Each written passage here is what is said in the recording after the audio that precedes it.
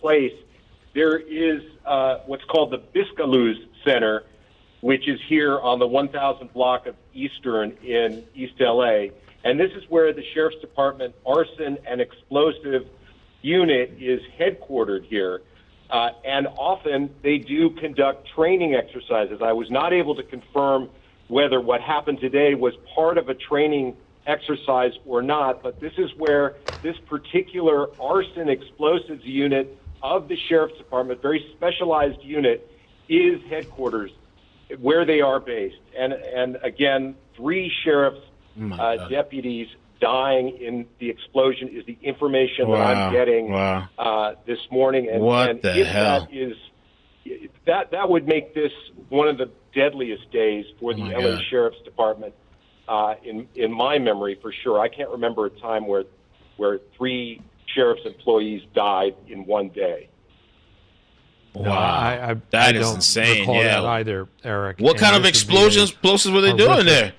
A bit of news. Obviously, you do see some of the folks standing there in what appears to be, I don't want to say they're taking cover, but they are, as we look from Rich Prickett's vantage point in the helicopter, they're standing behind buildings. Earlier, we saw the firefighters standing in a group behind an engine. They were not scattered about. And coupling that with the information that we're getting from Annie Ramos that there is an active evacuation underway, it suggests that they're still concerned about a potential threat there. Do you have any information on that, Eric? I don't. I mean, as you can imagine, the department is in chaos. They're trying to figure out exactly what's going on, and it's devastating news. So just about the only information I have is that 3 deputies are confirmed dead, and that the arson explosives detail section of the Sheriff's Department is based at this location. Wow. This is where they do sometimes conduct training. Not sure if what happened today is related to training or not, but there was some kind of an explosion, and it was deadly, with a horrific result that 3 deputies are confirmed dead. Eric, you mentioned your location, the 1000 block of Eastern. Annie Rose on a different side of the premise now. Can you explain? I know we have you on the phone right now. What are you seeing? Because we see a strip of caution tape. As Frank mentioned, you have folks that are posted up against the building. What are you seeing visually from your vantage point? Well, I sort of pulled over to begin talking to people within the Sheriff's Department. I can see helicopters circling above the location, but I'm not at the same vantage point that Annie Rose has, where she can see people actually leaving. Eric, I want to check in with Rich Prickett for a moment here. Rich, the image that you're showing us shows the back of this sheriff's unit. Look at that. Yeah, wow. And we can see that is it the glass shattered there? What are you seeing there? Frank, it looks like the rear window here of this sheriff squad car has been impacted, blown out. You can see the glass that's on the ground, as well as a backpack that lies on the ground right next to it. This is within the roped off area of this parking lot. I'm going to be careful as to what I show here live on air, but as I was scanning around the parking lot, I happened to notice that broken glass, the backpack, and what appears to be possibly 3 bodies with a blanket draped over them right near these trucks in the parking lot. So again, I'll be a little I want to make sure to not show anything that's sensitive here in the parking lot, but it would appear that I've seen 3 bodies that are right next to this cluster of trucks in the parking lot of this training facility. Awful. Yeah, and Rich, it has been confirmed that there were in fact 3 deputies that were killed, so that tracks with that. I don't know these mobile units here. Folks may recall in 2023 there was a mobile shooting range that caught fire during a training exercise, and 2 deputies were seriously injured. One later died from his injuries, Deputy Freddie Flores.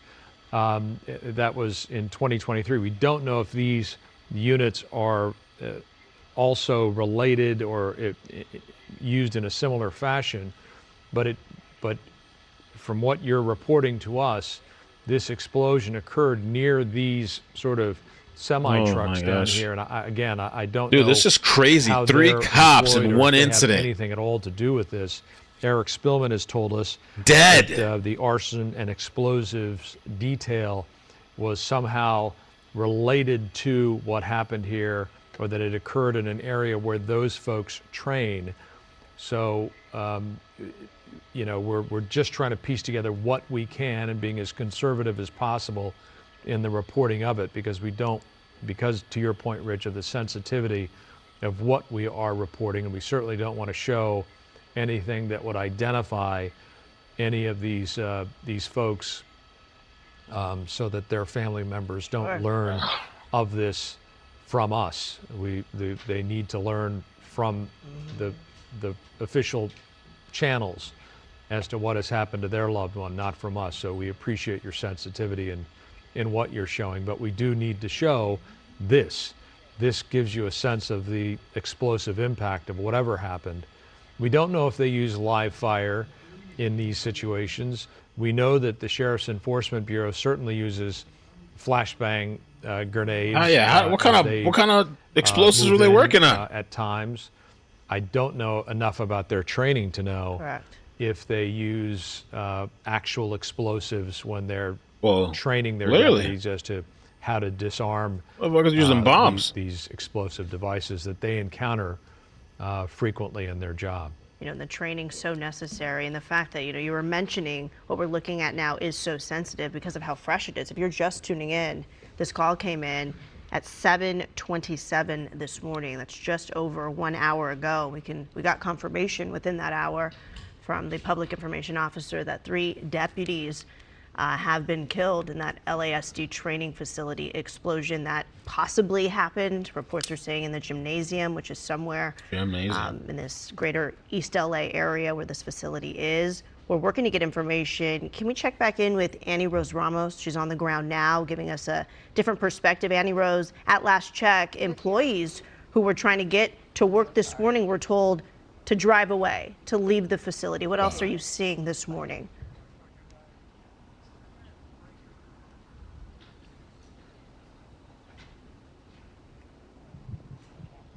Megan, Frank, we are here again off of Northeastern Avenue and Sheriff's Road. This intersection is where we arrived about 20 minutes ago. I'm going to pull aside because take a look at here. The Los Angeles Police Department bomb squad arriving right now to this area. Now, when we got here about 20 minutes ago, I can tell you this street that you were looking at was completely full of employees who were leaving the scene. I walked up to one of the cars and asked what was going on. He said, I work here. I'm part of the maintenance crew. I work on the sheriff's deputies' cars, and we were all asked to leave immediately. Now, I walked up to some of the deputies who you can see are working traffic control here right in the middle of this intersection. I said, what is going on? Can we go any further? They said, this is still very active, ongoing scene. You need to stop right here. This is as far as we are going to let you go. Since we've arrived here, we have seen multiple LA County Fire Department vehicles racing in at a very high speed, rushing into this facility. We've also seen many deputies' cars come into this area. Now, as we've seen those slew of employees leaving this area because they were told to leave immediately, I spoke to one woman about that explosion that we are hearing reports, unconfirmed yet, but still we are hearing reports that happened right around 7:30 when that call came in that led to the death of 3 sheriff's deputies. One of the employees who was coming out said the explosion felt like a bomb. She said the ground shook. She thought it was an earthquake, walked outside to find out that this was something that had gone horribly wrong. Now, from another employee who showed up to work and was quickly turned away on foot, was told to leave the area immediately. He says, when I asked him about this facility, he said is where a lot of trainings happen here, specifically with their bomb specialists that work with the Sheriff's Department. It's something we heard reiterate from Eric Spillman, from his sources who say this is some sort of training facility, and we know that the bomb specialists here who work and train here are handling potentially hazardous, potentially very dangerous material that we have seen unfortunately lead to this deadly incident that has happened here. Now, I've asked and I've just called the spokesperson for the Sheriff's Department, who says it is, in one word, they are still trying to figure everything out. I can best describe this as being a little chaotic right now. I mean, they are trying to figure out when the next press conference, when there's going to be one. When I asked one of the deputies that you're looking at right here in the middle of the intersection, who's guiding traffic in and out of the entrance to where all of this happened, he said, it's a little chaotic right now. Just bear with us, and it is completely understandable because of what this department has just gone through within the past hour. Guys, back to you. Annie Rose, I just want to circle back to the beginning here of what you were showing us a moment ago. Was that an LAPD bomb squad truck that was going into the facility? Correct. Correct. You saw that massive truck turning a left onto Sheriff's Road, going into the entrance to where we believe this took place. And yes, that was an LAPD bomb squad. You could see it written on the side of it. Yeah. Vehicle going in. So would lead a good indication of what may have happened here when that call came in right around 7:27 earlier this morning. All right, we're going to take that bit of information and head back up to Rich Prickett in Sky 5 HD. Rich, we saw the LAPD truck rolling onto the campus there. I don't know, based on your flight restrictions, whether you can actually see it or not, or if you were able to witness it rolling in. But have you seen that truck appear in the scene yet? I have not, Frank, but I can certainly take a look around here in just a moment. What I was concentrating on at this point was right here in this section of the parking lot near the Special Unit Dispatch headquarters here in and training center. Now, when we had moved away from the shot, I was able to get a little tighter angle as to the area where we saw possibly 3 bodies that lay in the parking lot here. There is a sheriff's bomb squad truck that's right in the center of the picture, that's usually is stored or parked underneath this covered area here. And there's actually a part of the cover that has been ripped open, and a bomb squad truck that is open with a ramp that comes down from it. And it looked to be maybe some sort of residue or debris that surrounds the pickup or the bomb squad truck. I might have seen one of those small little deployable robots that go up to, that you would see usually go to check out an explosive when they're investigating. And that's what we have seen at this point, that I think that we have narrowed it down to the incident happening here in the parking lot near this cluster of trucks, one of those being, some of these being hazmat vehicles, others being part of the bomb squad for the Sheriff's Department. And that's where we have seen the shattered, right in the vicinity is where we saw the other Sheriff squad car with the broken glass and a backpack that's on the ground here. And what appears to be 3 people that are draped under a tarp here near this bomb squad truck.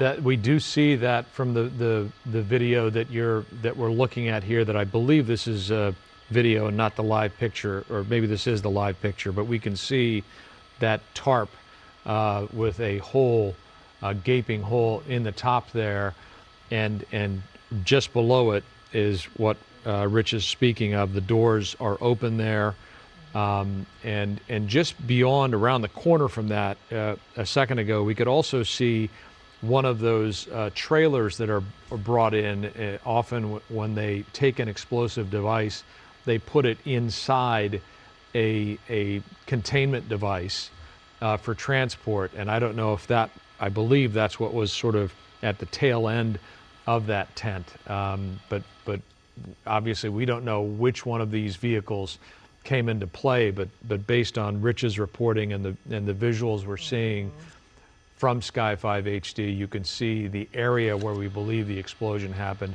You can also see at the top of your screen the fire department truck, and generally speaking, most of the folks still staying essentially behind it, because as we have been told, this is still an active scene. All of those folks back there keeping their distance, because obviously if there is another explosion, we don't want further casualties, and so folks are doing what they can to keep a distance. I'm sure they want to move in and make sure that there is no further threat. They want to tend to their fallen comrades, but that at the moment appears not to be possible based on the way they are spread about here at this particular moment. An active evacuation with Yeah. the folks who were trying to come to work.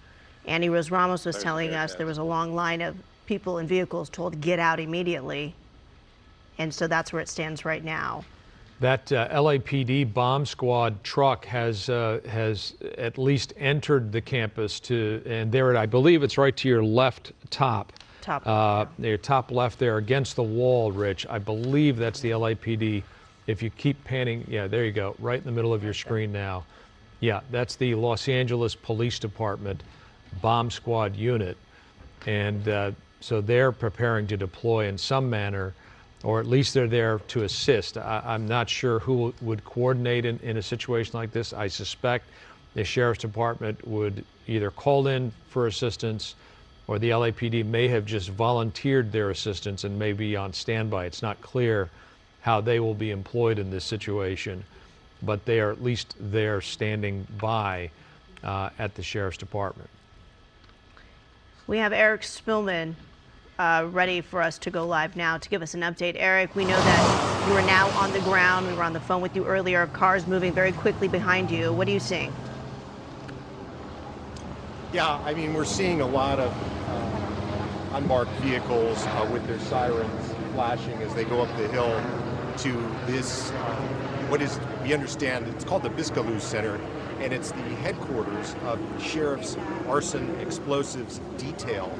And the 3 deputies who we understand were killed in this explosion were a part of that arson explosives detail. At least that's the information I'm getting from sources inside the Sheriff's Department. What does this particular unit do?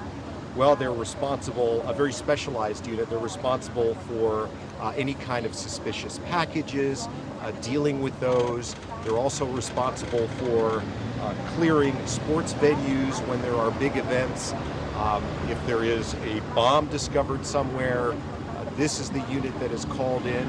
And so it's part of their training to disable explosives. This is what they train, or how they train.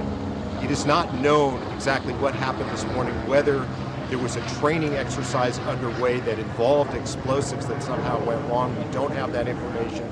We don't know exactly what happened this morning. But if that is the case, my source inside the Sheriff's Department says this would be the first time that there has ever been a training exercise within the Sheriff's Department that has resulted in a death. And again, it's hard to sort of describe what this loss means within the LA County Sheriff's Department. 3 deputies' lives lost in one day. It is a huge and horrific situation for the entire department. We're hoping to get more information here. We'll let you know as soon as we do. I'll send it back to you. Yeah, Eric, and we should make the point that, again, there was a LA County Sheriff's mobile shooting range fire that resulted in the death ultimately of Deputy Freddie Flores, but that did not happen immediately, but it did occur during a training incident involving LA County Sheriffs. That was at Pitchess Detention Center in Castaic in 2023. If you are just joining us at 8:55 as we come up on the top of the hour, we are covering breaking news coverage. 3 LA County Sheriff's deputies killed in a training facility explosion. We don't know the nature of the explosion yet or precisely what has happened. We do know that 3 deputies were killed. We know that several employees have reported to our Annie Rose Ramos that they've been told to either evacuate or not to come in to work at all because this is a very active situation. Eric Spillman is providing us with information about the fact that these 3 deputies are part of the arson explosives detail. Rich Prickett has seen from his vantage point, and we are not sharing those images with you, 3 bodies that are still located in that parking lot in some manner.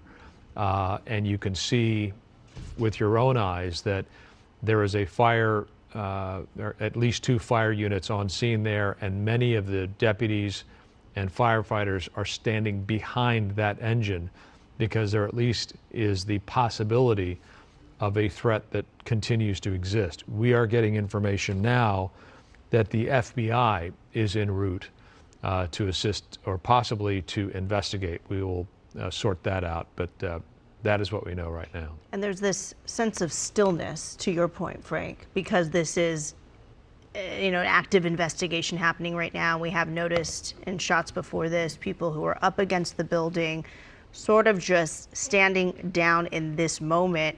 We know that, as you mentioned, FBI is en route for this investigation, and Eastern has been shut down. Let's go to Ginger Chan now to give us an update with the traffic in that surrounding area. This is in the greater East LA region. Ginger. Yeah, no, we want to make sure that we break down the exact location for everybody about where this is. So 10 freeway, right? Let's just say you're traveling east and you're trying to head to Cal State LA. You're going to get off at Eastern, which is, or City Terrace Drive, which is right there by the large McDonald's. I think a lot of people know that location because it sits on a hill. So this would be south of that spot. But if that is your travel plan, okay, and you want to exit at either Eastern or City Terrace, you want to drop to the south, I would not recommend doing that. I mean, City Terrace, remember, it does go east and west for a little bit and then north and south. So I would still stay away from it, because if you travel at east and west, then it puts you pretty much right what you're looking at here with these closures.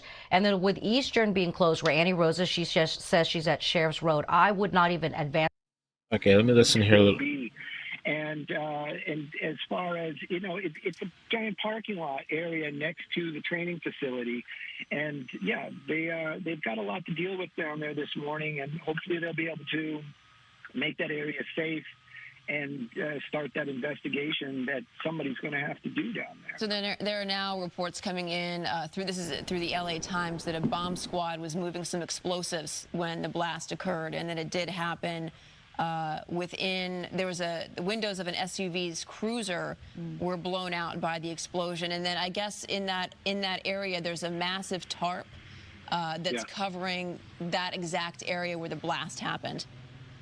Yeah, so I know, I can vision the area that you're talking about, and like I said, by the time we got there, we were off at a distance looking into that area. I wish I would have seen that. It would have put some of the pieces to the puzzle together. At least we would have some physical evidence to understand what transpired there to cause this tragedy. But again, the only thing that, and now the confirmation is that we did see those 3 covered bodies this morning, and the area being still evacuated and first responders still arriving to the Biscailuz Training Center. So this training facility is a training facility, obviously, for law enforcement personnel, and they do all kinds of programs there, learning how to shoot weapons, just public safety initiatives. They develop their skills and training at this facility.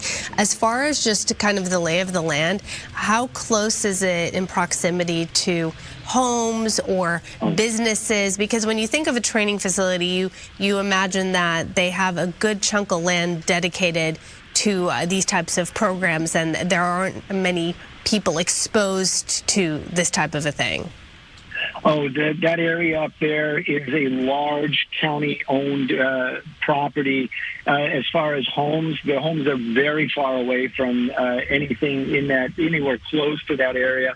If you think about where the 710 and the 10 cross, it is basically, I call it the armpit of that area. It's like right in that location, and there's many county buildings. There's an old women's prison up there as well.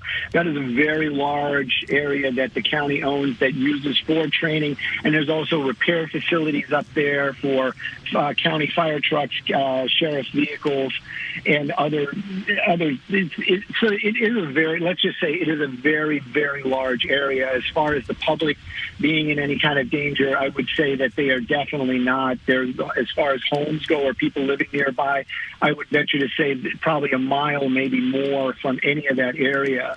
But as far as what exactly happened, and then of course this, as you said, these are some of our finest being trained to be even better.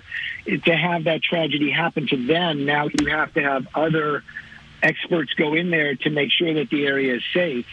And I think that is really what's on their minds right now, as far as the first step is to make sure that area is safe before they can even start the investigation. And of course, and the notifications, I'm sure that already is happening this morning for those families that are going to get that tragic news. And we understand the FBI is joining the probe, the investigation, as you mentioned, responding to the scene here, helping and facilitating all of this. First of all, to secure the area, to make sure it's safe for everybody, and also to figure out what exactly happened, what's wrong, what tragic event happened that took these 3 deputies' lives. And again, we were talking about the proximity to the public, but also other first responders and deputies perhaps coming into work. They are being told to stay away from the area, to leave so that this investigation could take place. Before we get to Mario Ramirez, we do know that the governor has been briefed on this. They released a statement saying that they are in touch with the LASD and, of course, probably getting involved in all of this as well. Well, let's go out to Mario right now, who is on the ground there at the scene. Evacuated. We did see some people here driving out, and LA County Sheriff's Deputy said that they will not be allowed into the area, as we learned that 3 dead at this LSAD. They said it was a training facility. It's saying 3 deputies killed, 1 transported, so we'll have to see about the condition of the deputy that was transported. And yeah, they were saying they don't know the last time 3 cops were killed like this and something like this. I think they were transporting, supposedly, we're waiting to see what develops, transporting some type of explosive material, and it blew up. It blew up. The place is called Biscailuz Center Academy Training Compound in East Los Angeles. 3 deputies are deceased, is what they're saying. Let's see what else I can find. Crazy, man. Wow, just like that, like nothing, just.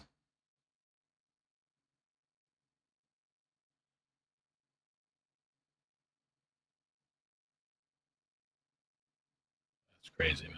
Well as sheriff's deputies rushing into the scene up the road here behind me. So very tragic news that we're learning here just outside that training academy here in East Los Angeles. For now, we'll send it back to you in the studio.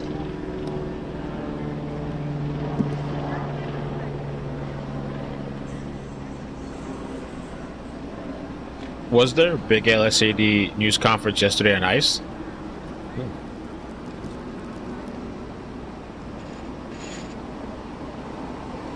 Thank you guys for the likes. Almost got 800 likes. Appreciate that. Yeah, it's definitely a large facility here up the road, about half a mile, I would say, maybe a mile down. We've got groups of people out here that have been basically waiting for information. They say they didn't hear any sort of explosion, they didn't see any smoke or anything like that, but they were aware that this was happening, and they saw all of the road closures, the roadblocks, and again, that emergency response here after multiple injuries, and now we're learning fatalities were reported here.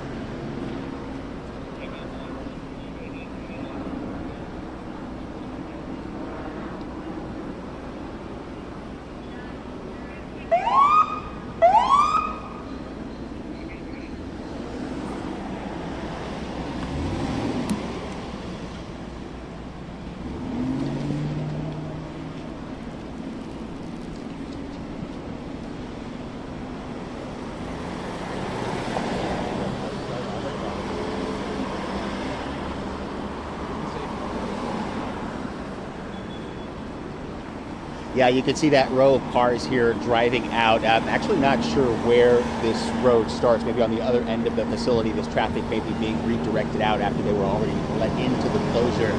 But we can tell you, maybe you saw it just a few moments ago, some of those unmarked vehicles, possibly FBI agents making their way into the scene. There's a guy out here. What's your name, sir? Michael Duran. Michael, I see you're out here standing by for more information. Do you work or live in the area? Actually, my wife works around the LAX area. I was driving out, heard about what happened. I saw a lot of police coming this way. I was just heading back home, and I just wanted to check it out. And I'm guessing apparently like sheriffs died in some kind of explosion. Yeah, we're working to learn more about the details, but there was an explosion up the road at the facility. Are you familiar with the facility, that training academy here with the Sheriff's Department? This one, no. I've actually done some type of training, like in high school, like as a sheriff's facility, like I think it was somewhere in LA, but not in this area though. So I actually really like admire the police, and like I feel very bad like this happened to people. I'll say that, Kelly. Now we continue to see these emergency vehicles. Take a look. We don't see any markings here. No, sheriff's markings, but you hear those sirens, and you can see more patrol vehicles coming down this way. So you said you actually trained for similar types of situations, or you at least trained when you were younger. What do you think to hear that there was an explosion at a training facility for the sheriff's department? Wow. My first thought was I was actually in the military like years ago, and before we actually used live, like grenades, we would train a lot. So my reaction was that somebody must have put something use a live bomb when it's supposed to be some type of training device. My reaction is somebody. Damn, another Alec Baldwin situation. Training. What's up with the bomb? Is meant to be a safe environment. Yeah. It's something. Someone must have done something wrong, or for that to have happened. That's my initial reaction. I'm not sure how that happened, because you're meant to train and to avoid these situations. The fact that people died at training is pretty sad, and hopefully they can find out what happened. A lot of questions surrounding this incident again at about 7:25 this morning, and we see some people across the street as well. I want to see, as we continue to bring you the scene here, if I can grab them. It looks like they're from a business here just outside this closure at Eastern and Mariana. Tinco Sheet Metal Contractors, and I just want to see if I can grab them and see if I can maybe get some reaction if they maybe heard something. Hi, we're on Good Day LA this morning. You guys work nearby this explosion. Did you guys hear or see anything when this was happening around 7:30 this morning? I didn't hear anything. I didn't either. So we're learning a little bit more about what's happening here, an explosion at a training academy. Can you kind of run me through the area, this business, what other businesses are around here? I know we have our business. There's a lot of county properties right here up the street, including the sheriff's department and their training facilities. Also, we have the local facilities like the ice cream. We have the Dolores soup packing warehouse. That's pretty much what I know about the area. So. You haven't heard any other information from neighboring businesses about whether or not they're closing or evacuating, anything like that? No, we haven't heard anything yet.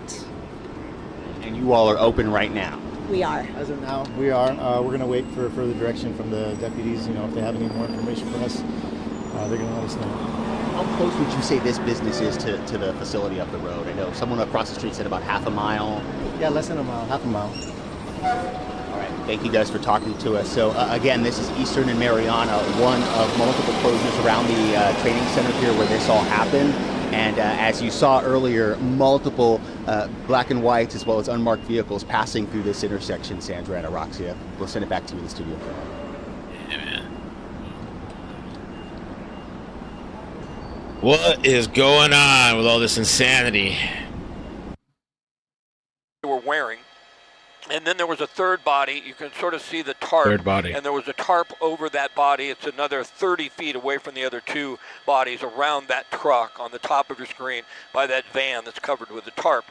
And so that's what we saw. It was extremely graphic. And then about 10 minutes later, they did move in. They walked into this area and they covered the bodies. But since that time, they've backed off and nobody has entered the area since. And Scott, we saw LAPD bomb squad there. We mentioned that this is going to be such a multi-agency investigation, but you have to secure the area. I'm kind of curious what is different now? We see that has moved. Are other vehicles in different positions? Are you starting to see them slowly create a plan as far as how they're going to be able to manipulate people and vehicles so that they can get closer and secure and safely secure this site?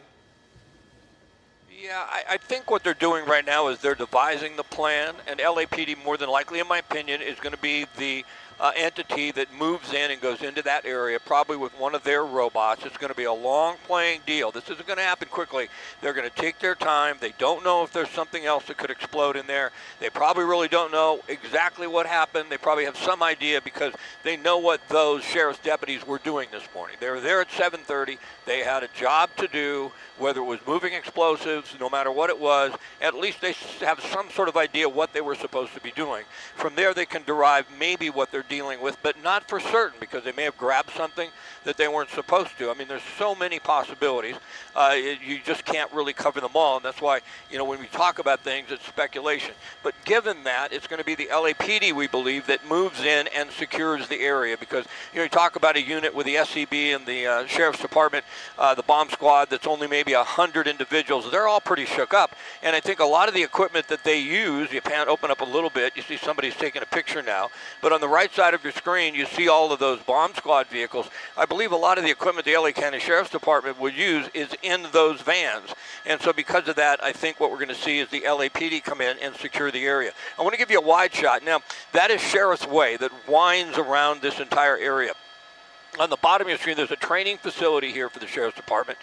Fleet Services is down there on the bottom, where they take care of all the LA County vehicles, not just the Sheriff's Department. This is a large area that the county uses for a lot of different things, some training.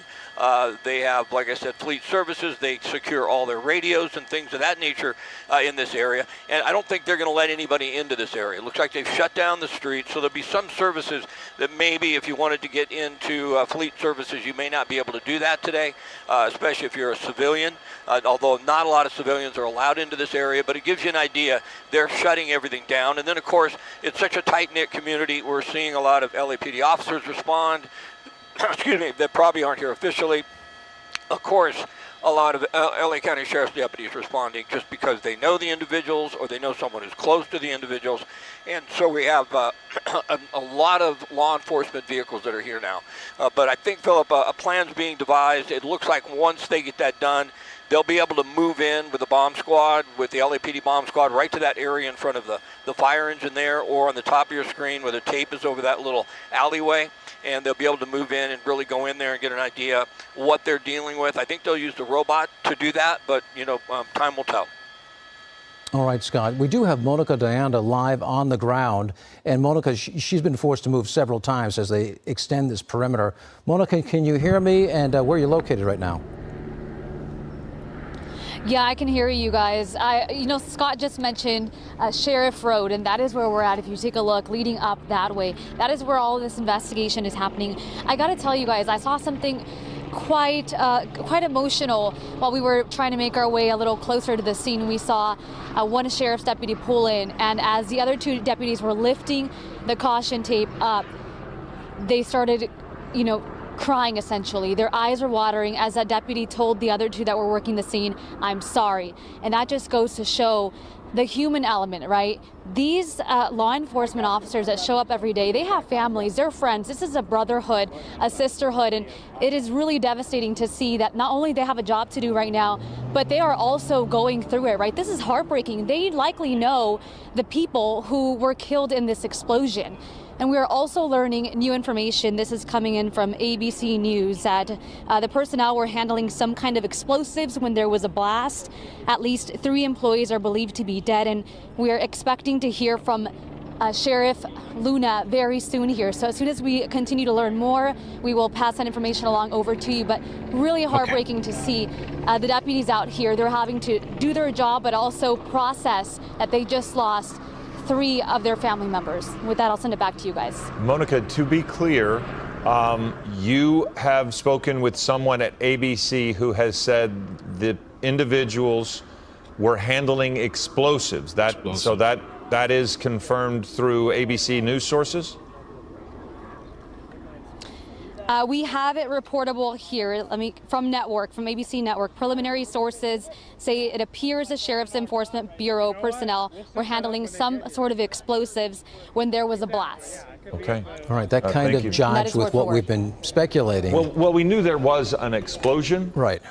We didn't know what had led to that explosion. So it's an interesting take there. But you know, one of the things that Monica just mentioned with that interaction with the two deputies, it really strikes me that with 80 to 100 people involved, and you know that there's been an explosion involving one of your team members, you just want to get to that site.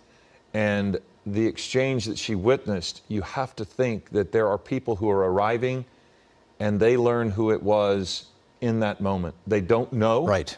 They just know it was someone. And Bruce Thomas is with us. And Bruce, part of the investigation Scott Reif had mentioned, and this is part of where I'm going with this, is that they only knew what these guys were doing the morning, what they were assigned to do. And so they will slowly find out who these people are even before the name is released. That's got to be just overwhelming for every officer that starts to arrive at this scene. Yeah, very much so. Through my sources, I've already been given 3 names. Obviously, I'm not going to release those names, but 2 of the names I know, I worked with. So there's a connection and a tragic connection to that. But speaking to the point of LAPD responding, this is a huge crime scene. There is debris all over. So they're formulating the plan of how, one, they safely can go in there to make sure everything has been rendered inert. The second thing is, too, they don't want to disturb any part of this investigation. And as Scott said, all of Sheriff's Department facilities, equipment assigned to SEB and to arson explosives are in that area. They can't access their own equipment. It's all taped off right now, which certainly explains why the LAPD's bomb squad was sent in. Bruce, my dad was a cop for 25 years, and I have some understanding of the culture of being a police officer. Can you give us more insight on, it is a brotherhood. I mean, everybody relying on everyone else to watch your back in a way that most other people can't understand. What are they going through right now? Yeah, very much so. It is a brotherhood, a sisterhood, and especially when you have a specialized unit like arson explosives, they all know each other.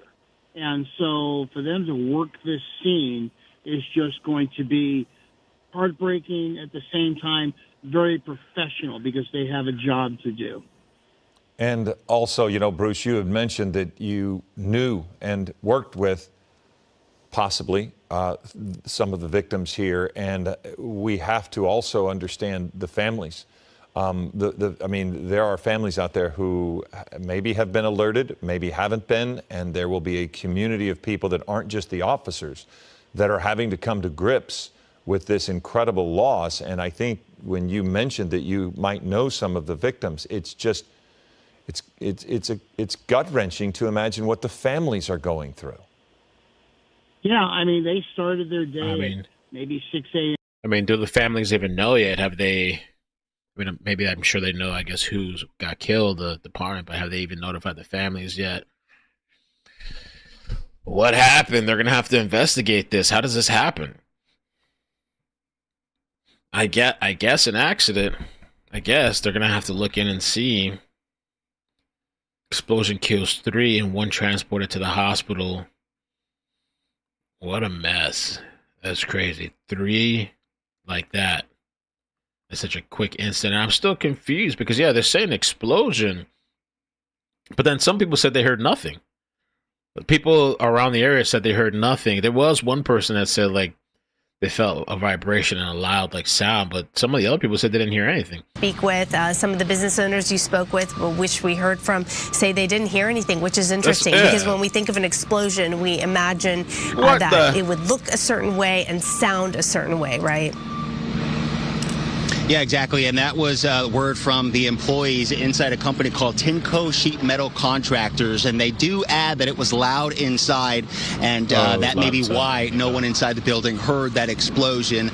Now, we continue to see emergency vehicles passing through this closure here at Eastern and Mariana. And what we've been able to tell is that there are multiple businesses here that were operating. I spoke to another here at the corner, Jet Plastics. I spoke to one of the workers who says they have about 50 people inside. The man I spoke to says he didn't hear or see any type of explosion, but he definitely heard about it in the moments after and heard those emergency vehicles moving into the area. So again, this was around 7:25 this morning is when that explosion was reported at the Biscailuz Center Academy training, commonly known as the Biscailuz Academy. And we've been looking at this road closure here, which is about a half a mile down from that facility. The Sheriff's Information Bureau confirming that the explosion was reported this morning on the 10,000 block of Eastern Avenue. And earlier we saw a sheriff's SUV on the scene with blown out windows at one point. And to give you a little background, this facility serves as a full-scale training center for the LA County Sheriff's Department, and it offers special courses, pre-academy training, and career development programs. One deputy was injured, taken to a hospital, and as we've been telling you earlier, federal agents are working to get more information. We continue to see this response here. I want to see if I can grab this gentleman here. You live or work in the area? Was that? Do you live or work in the area, sir? Oh, okay, got it. Okay, so yeah, we've got more people coming out here just to take a look at the activity, exactly what's going on. We're working to gather, of course, more information, but that tragic news confirmed just a short time ago. 3 people were killed in this incident, and we know one was taken to the hospital. And as we see more ambulance vehicles, those first responders here as well, we wonder if there were any other injuries and the severity of those injuries. But yeah, what appears to be a horrific accident here at this East LA Trading Center early this morning. I know they put up a perimeter, Mario, so you're some ways away from where it actually happened. So obviously they need that space and time for this investigation to be conducted. Thank you, Mario, for that. And as we look at aerial view, just to show you how big this facility is, and the academy is right there, this explosion taking place just outside one of those buildings. As Mario's mentioning, a lot of people didn't hear an explosion or see anything. We are getting some updates from people in and around the area. I got a message from somebody who was at Cal State LA, which is just half a mile away from that training facility. When this explosion happened, they didn't hear or see anything at that point. Again, just half a mile away. So when you think of explosions, as you were mentioning, Araxia, you think of something that is very notable and significant, but clearly the proximity of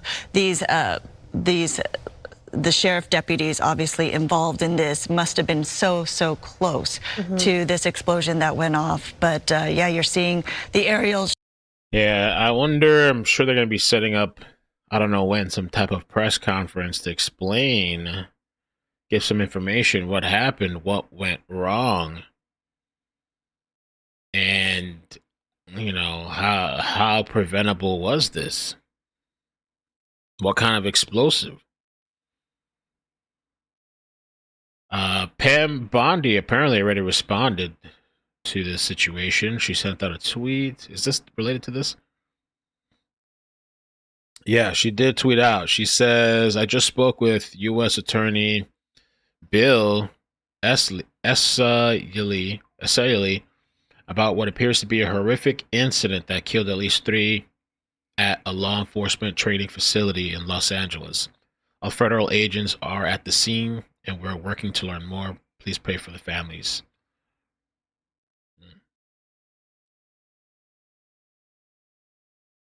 Damn, they're still questioning her about Epstein. The comments is pretty crazy.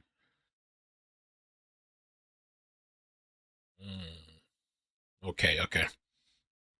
So Pam has responded, sent out a tweet about it. We look at some of these ground cameras here. The FBI is also involved. FBI is on the scene. We have FBI responding, but we're also hearing from them that they are deferring to the Sheriff's Department for specific details. So, but again, as we were talking about a moment ago, ATF is going to be involved. FBI is going to be involved. LAPD is, the governor's office. And just, again, from logistical standpoint, this is going to take massive coordination to find the lead agency and how we'll be able to determine what happened here today. We have still not officially heard from the Sheriff's Department. Sheriff Luna has not issued a statement at this time. Most of our information coming from local politicians, coming from the Attorney General's office. We're hoping to hear from the Sheriff's Department to give us some update on exactly what may have transpired. But it gives you some sense of just how shocking this is for the department. They are really trying to put it all together. Maybe they just don't know what to say at this point. They don't have enough information. So it's very early on in the investigation. We do have crews on the ground. Air 7 will be back. They're refueling. So a long way to go in determining how this tragedy unfolded. We do have word from Sheriff Luna, this is not a statement, but he did confirm that he has spoken with the Attorney General, Pam Bondi. Bondi's tweet, her message on X, we read earlier today. So there is confirmation that the sheriff has actually spoken with the Attorney General. But again, 3 people we know have been killed in an explosion that was on the Sheriff's Department training facility grounds near where the bomb squad trains.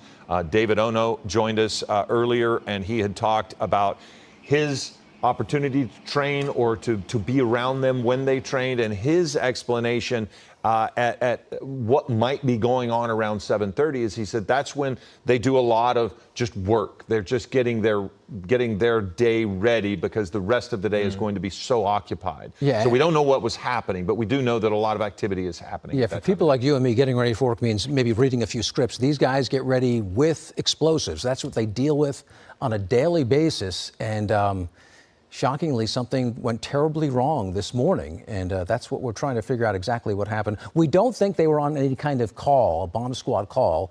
There was nothing earlier this morning we were covering indicating there was something going on. So all the indications right now do appear to indicate this was a normal day. They come to work, they get all their stuff, all their gear ready, and that's when this may have unfolded. We do have video from earlier that we might be able to show as we have the live picture on the left, and because Scott Reif was above this scene very early on, and the devastation was impactful to him. Bass. He saw these bodies face down before they were even covered. But what is also telling about this is the force of this blast. You had one victim who was probably 10 to 20 yards away from the 2 victims that were probably most near the initial explosion. There was a bag that was on the other side of the parking lot. We still don't know what's in that bag.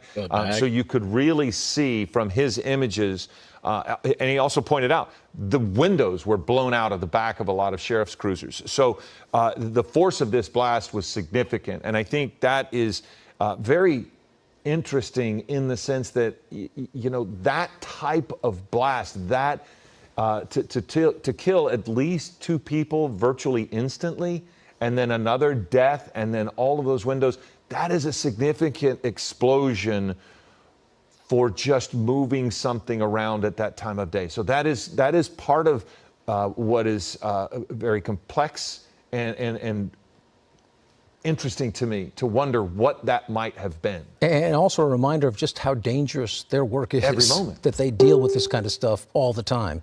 We do have a tweet from Mayor Karen Bass regarding this incident. The city of LA is supporting LASD HQ through this horrific incident in Monterey Park. LAFD, ATF, arson investigators, and members of the LAPD bomb squad are assisting at the training facility. The thoughts of all Angelenos are with all of those impacted by the blast. Again, that's coming from Mayor Karen Bass, and another indication of all the different agencies coming to bear in trying to sort through what happened here. Yeah, there's also a statement from Hilda Solis and Catherine Barger. The governor's office has mentioned that they're, doing what they can and staying in communication. So you can imagine, in a sense, why Sheriff Luna hasn't given a statement yet, because he is getting information coming at him left, right, and everywhere, people asking questions. But here you see Catherine Barger's statement. We read that for you a moment ago. Clearly, she also heartbroken, and thoughts with the sheriff's department, of course. And you can imagine that the supervisor's office is going to give every piece of support that they can to everyone involved in this investigation. One other possibility regarding the sheriff, he sadly may be dealing with families. Orange County Sheriff's Department. Which would not be a surprise if that you want to get a hold of them first and let them know before they find out from some other source.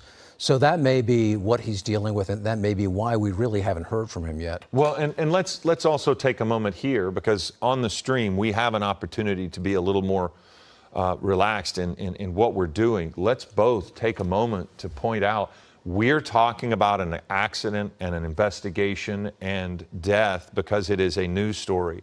But we are not immune to the fact that we know there are families and there are deputies. We've seen it.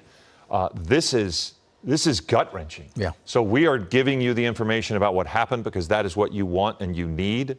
But we are very aware, and it is deeply painful to us as well to imagine those touched by this. We see Sheriff Luna every week. Jeez. We just saw him yesterday. This is going to be a very real moment for him. And as you mentioned, you've got to hope and think that's exactly what he's dealing with. Yeah. He's helping the families get through this as best he can. We want to It's check crazy in with how Alex quick life Stone with could just ABC go. News. Alex, you're Just covering this as a little well. Can you mistake, provide any more whatever, it's just information on gone what like we that. think happened here?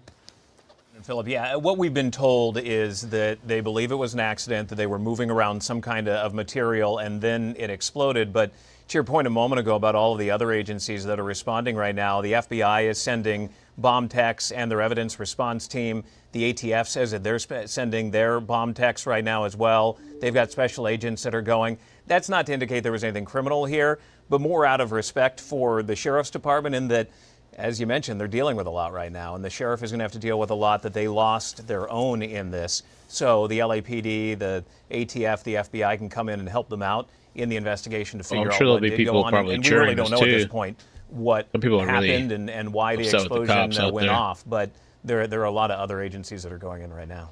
Well, Alex, you mentioned the sheriff's department investigative tools are locked down. They're in part of the crime scene. So that, too, is going to factor into why you need these other agencies. But you're reporting, and we've heard from you guys, that this was explosives that went off, clearly.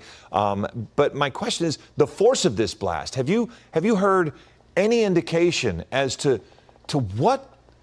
how this could have, because we're talking about 3 deaths, 1 body 20 yards away, glass broken. This is a blast. This is a significant blast.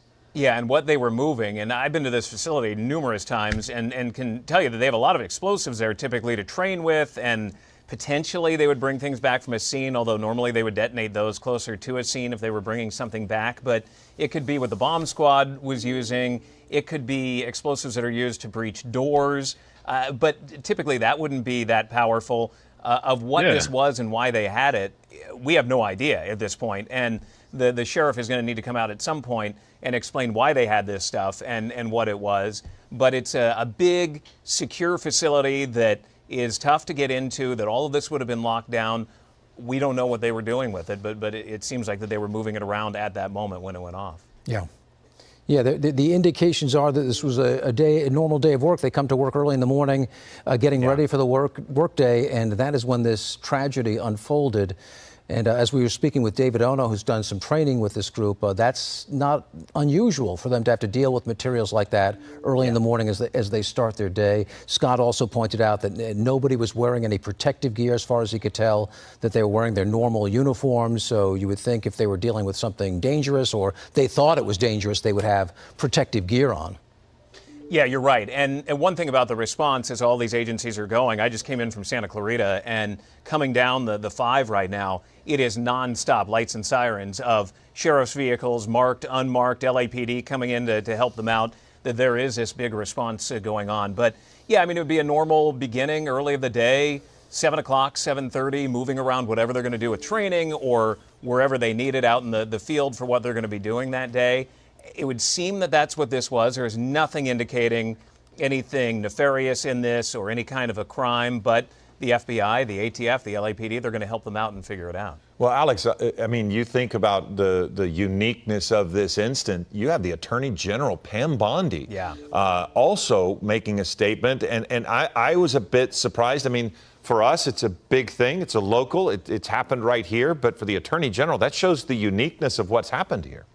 Yeah, and part of that is because the FBI and the ATF and others are going, so it does become a federal case at that point. But she also calls it an incident. We do think it was an accident unless something changes, but she's calling it an incident in her tweet. But this is on the federal radar of what was this. The initial, as we were talking to the Sheriff's Department in those initial moments, same things you were hearing, where they were just saying, we don't know, that it was a big boom, is what I was told by one sergeant about an hour ago, of when it went off, it was a boom, and we don't know from there. That they were caught off guard on this as well as they went in. And Air 7 has been showing the scene of how expansive it is as they're now in there. They've got to deal with, is anything else in danger of going off? We understand that initially when LA County Fire went in, they were told to stand back, that there was still a potential threat there of could there be more explosives? Does that hinder them getting in to the bodies, getting into the actual explosive scene? There's a potential there as well that keeps them back. And really, do they want sheriff's investigators taking part in this, or are they going to hand it off to the LAPD and to the feds to say, hey, these are our own men and women. We don't know if they are men or women, but our own deputies, our own personnel, and you guys handle this because they will be less connected to what went on. All of that yet to be determined. Alex, we're going to let you get back to work, but we want to say thank you very much for joining us and helping us out. Alex Stone from ABC News giving us his background on what he has learned this morning. We're also getting some new information on the initial call that went down when this incident happened. Let's listen into the sheriff's dispatch. To confirm, that's related to an explosion at 1060 Northeastern Avenue. Eastern Avenue, explosion at location 2 down at SCD further to follow. 240 David did report an explosion with 3 down. Fire is also notified. All deputies responding to SCB be notified that 240 David is requesting that you stand down and don't approach the explosion at this time. Yeah, that gives us some indication of what unfolded and the caution they're taking in approaching this scene. They just don't know what they're dealing with right now. Well, and that last bit there, stand down and don't approach, that matches and marries the scene that we saw, Scott Reif above it, right away. And one thing that was telling was the lack of personnel around. There was no one there. Right. So they heeded that information, and they thought from the beginning that this is a volatile space, even after the explosion. So they know there was an explosion. They had 3 down. The question they don't know is, are there more explosives? And are they in a position where they might explode as well? And that's why everybody is standing back and letting the LAPD bomb squad come in now and evaluate the scene. Monica DeAnda is on the scene. She's on the ground, and we're getting word, Monica, if I'm correct, that the sheriff has now arrived. Sheriff Luna has arrived on scene.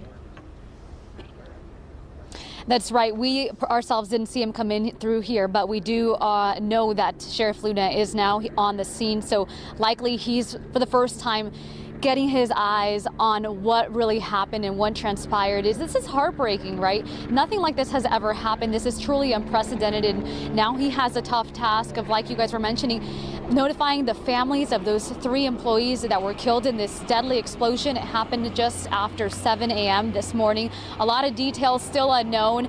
We were told not long ago by a sheriff's personnel that came to talk to the media, they were asking for a little bit of patience before they come and brief the media. They do want us to know that they are going to come to this spot and speak to us, but it's going to take some time, which we can obviously understand because a lot of resources are still making their way into this training facility where the explosion happened. We know the ATF is on the ground, FBI now involved as well. We've seen the LAPD's bomb squad. So really a lot of resources, a multi-agency investigation that's going to get underway. But not long ago, we were able to speak with one security guard who says he works here up the facility about what he heard. Take a listen.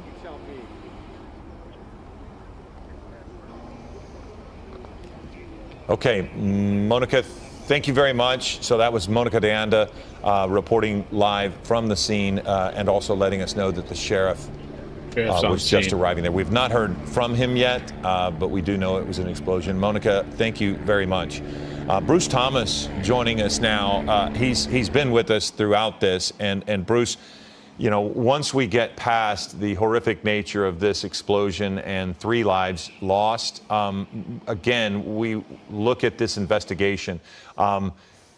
It can take a very long time just to sadly remove the bodies from the scene and get them safely away. But, you know, this is multiple agencies. What are the first steps? What is going to happen this morning as we try to begin the process of this investigation?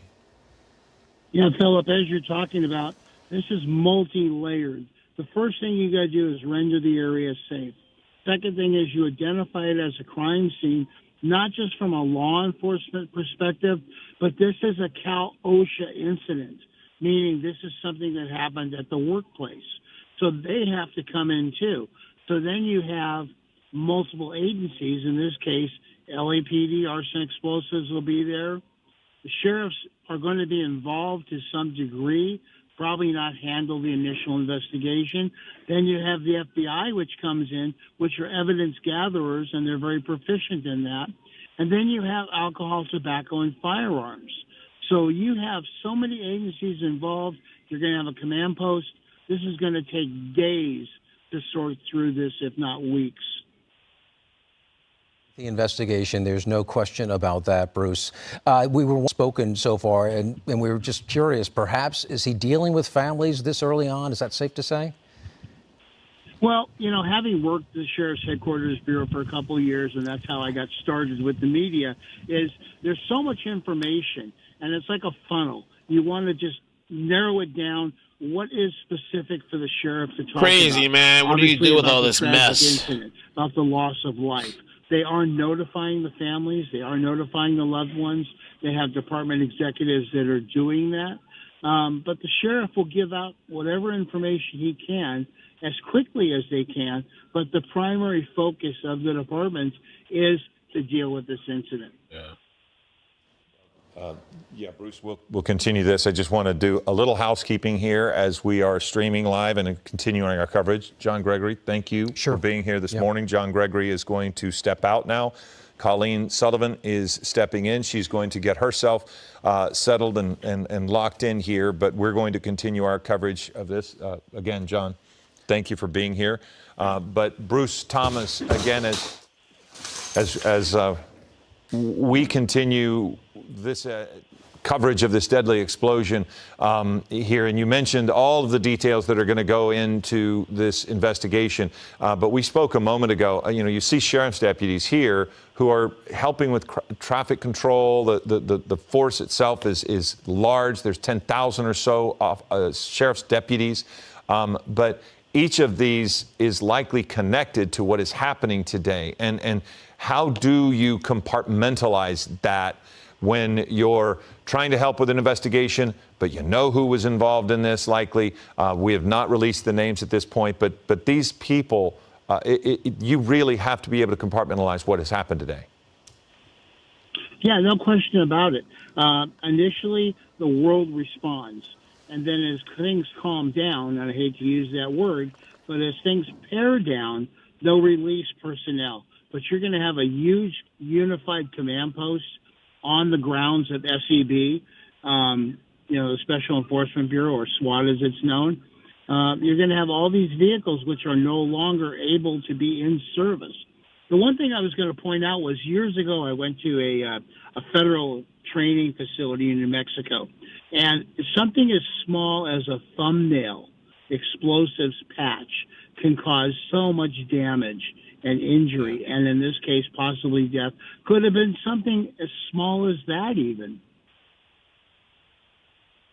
Bruce, the oddity to me is, again, when we talk about the explosion, when you see the images from Air 7 earlier, the force of this blast was tremendous, and it seems like that's to me the most confusing part of this. Not that there was an explosion, not that an accident happened. That happens.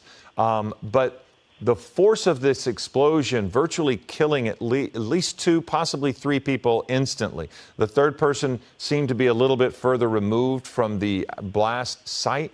That is, and then all of the damage to the windows of the vehicles all around. That's what's confusing to me is the volume of that explosion. Yeah, Philip, what you have is, and one of the things I learned, and I'm not an expert in this at all, is you have positive and negative air pressure, meaning the explosives kind of sucks the air in and then discharges it at such a high rate that that's what causes all the damage. And then, and so now you've got LAPD that's going to be there as well. And you know, when you're talking about these things that you just don't know, you know, how do you know when it's secure? I mean, what is their process going to be to secure the area and make sure that everything there is now inert and it's not, there's no more danger? Yeah, one of the first things you have to do is you have to survey the scene. LAPD is probably going to send their robots in to find out what was going on, to get a visual that, you know, you don't want to send personnel into. The other thing, too, is what were these sheriff's deputies doing? That is really important. What were they moving? What explosives? What equipment? All those things. That's one of the things you said earlier that was fascinating to me, and I would assume is step one in this investigation when you remove yourself from the emotion of it. They know. I mean, can you talk to us about when you're assigned something within law enforcement and your day starting? Everybody knows what your day is looking like, correct? I mean, that's going to be the first thing. They're going to look and say, hey, they were supposed to do A, B, C. And these 3 people were involved, and this is where they were going. Is that that was an interesting point that you brought out earlier, is that's a first step. What was their responsibility this morning? Yeah, every unit, every department has, you know, a daily log, meaning what are you doing today? And these specialized units, they could have been reloading possibly some equipment that they use to detonate explosives at a range somewhere else or on site. So, you know, and their executives, not executives, but their supervisors, they know what they're doing. And they were doing this early in the day.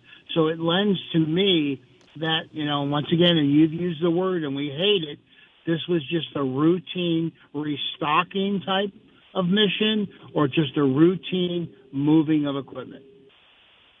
Okay, Bruce, thank you very much. And again, John Gregory was with us earlier. Colleen Sullivan is now joining us as we continue the coverage of this horrible explosion that has killed 3 people at Sheriff's Training Facility. It's just tragic. Bruce Thomas, thank you as always for joining us.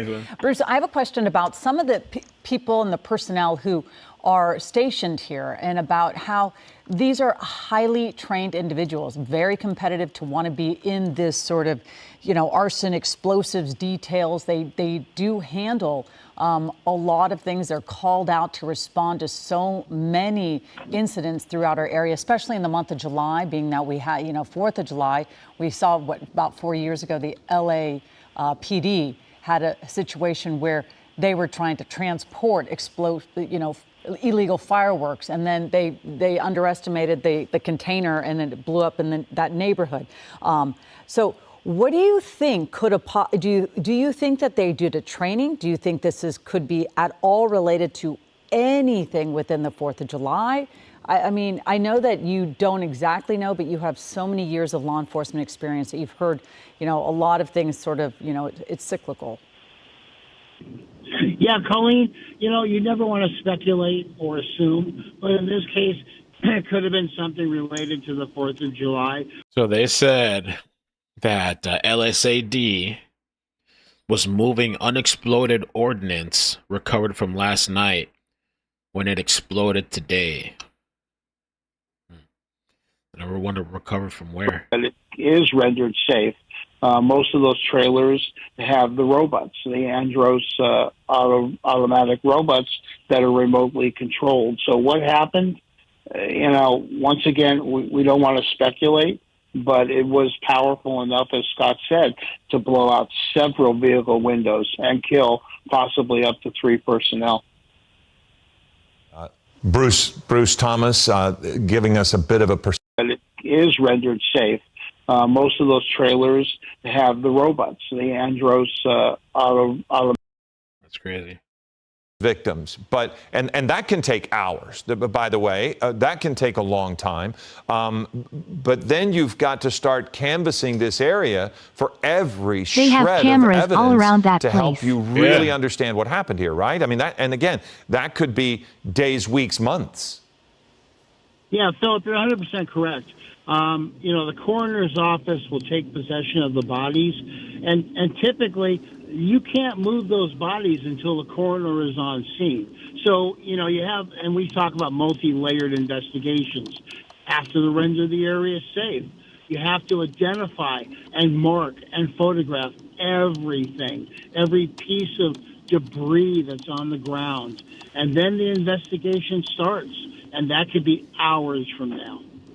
Just from history of being a reporter in Los Angeles, I can tell you, I oddly enough have put a clock on this at sometimes. It can be 12 hours before the coroner comes and takes the bodies from the scene. And if that is trying to give people an idea as to what we're looking at here, Bruce, is that an unreasonable timeline? I mean, that's just been my experience, that it can be that long. No, you're totally correct in this. You have a incident that occurred with tragic loss of life, of law enforcement life.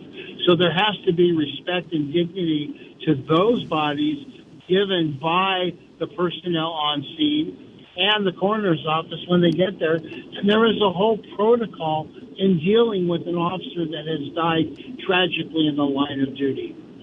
It is so heartbreaking, again, when you think about it, and your loved one goes off to work and they work within law enforcement. It's never really a routine day. Everyone's lucky to, come home, and these poor individuals who showed up for work and they were obviously, again, we know that these are highly trained individuals. They get to this unit, they've done a lot of training, they know how to handle explosives, and just to see this, and you know that their loved ones, their family, their friends, they're watching what's happening, and my heart just goes out to them. I know yours does too.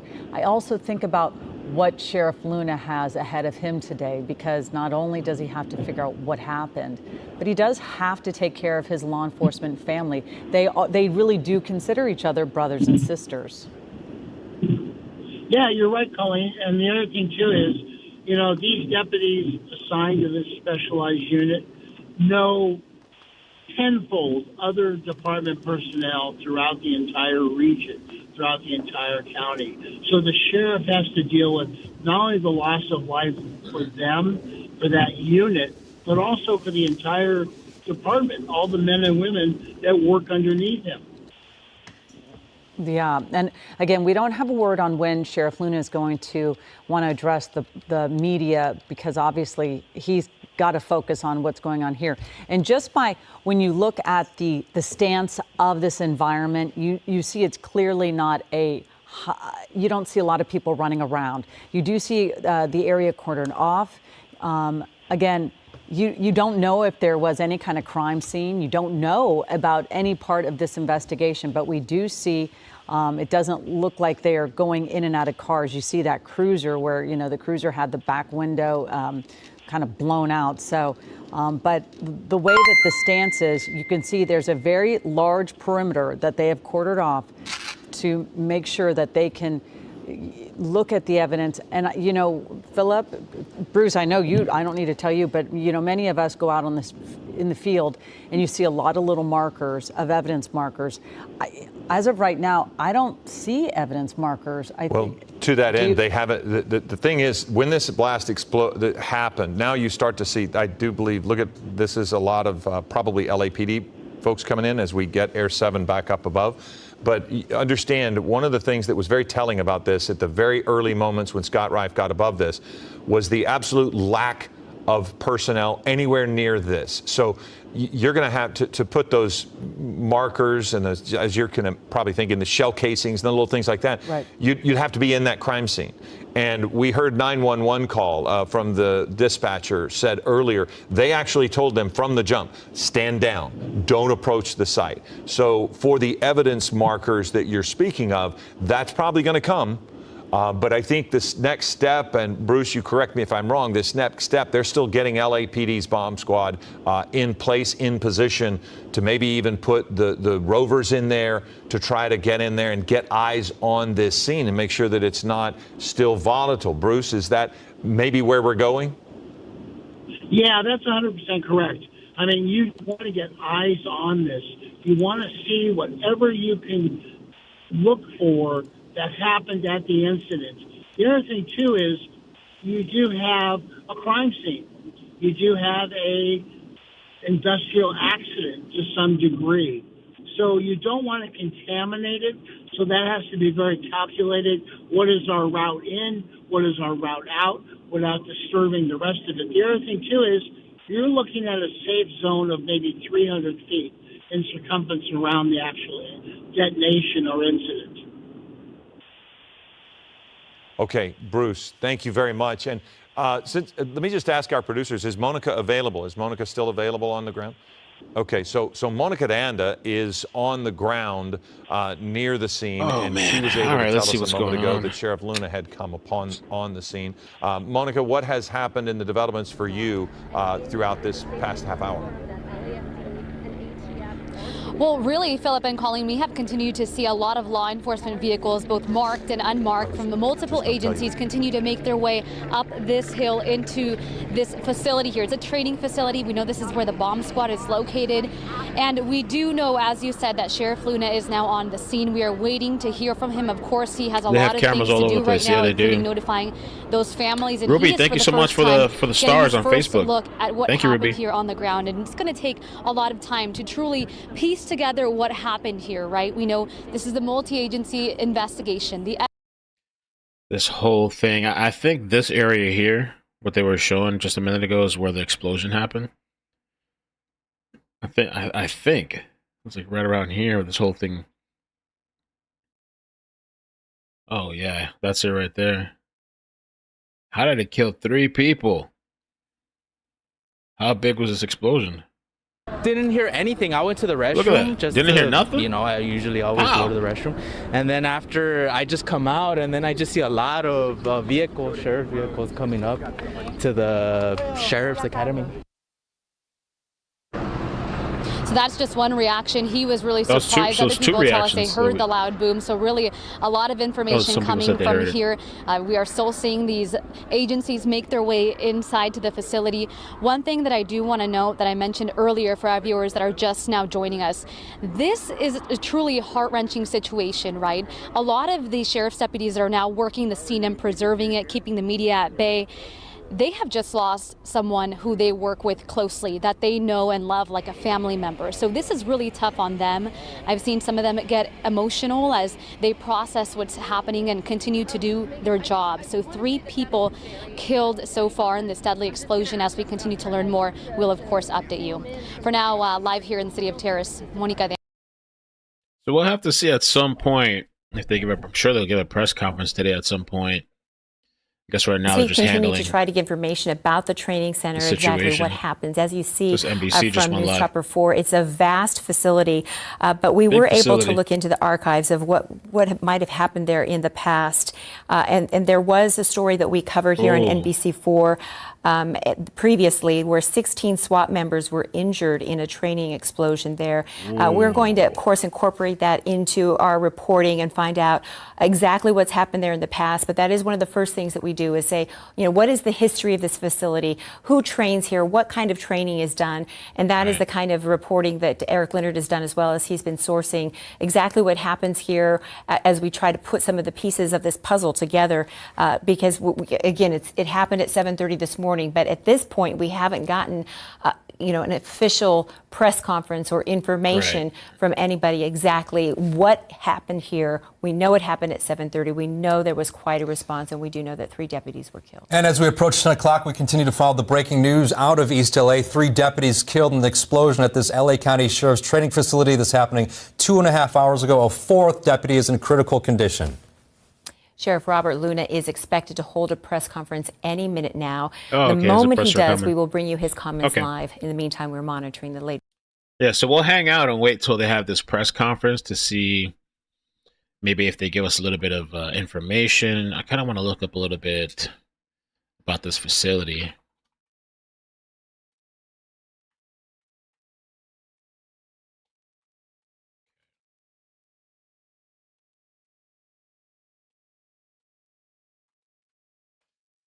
Yeah, we'll see if we can get some more information on the facility. We'll hang out till then. Crazy story, man. We're on the second page of Canmel Clips. We're covering a different story, an update to Travis Decker, the Army vet that killed his 3 kids. There was some video that came out, some dash cam video. And as I was streaming, a couple people told me, like, oh, there's this explosion that happened. And so we jumped over here on the main to see what was going on, and it's just wow, right? Like, and yesterday we covered too a little bit that cop. I think it was yesterday. I feel like the days are all blending in. The cop that was killed, I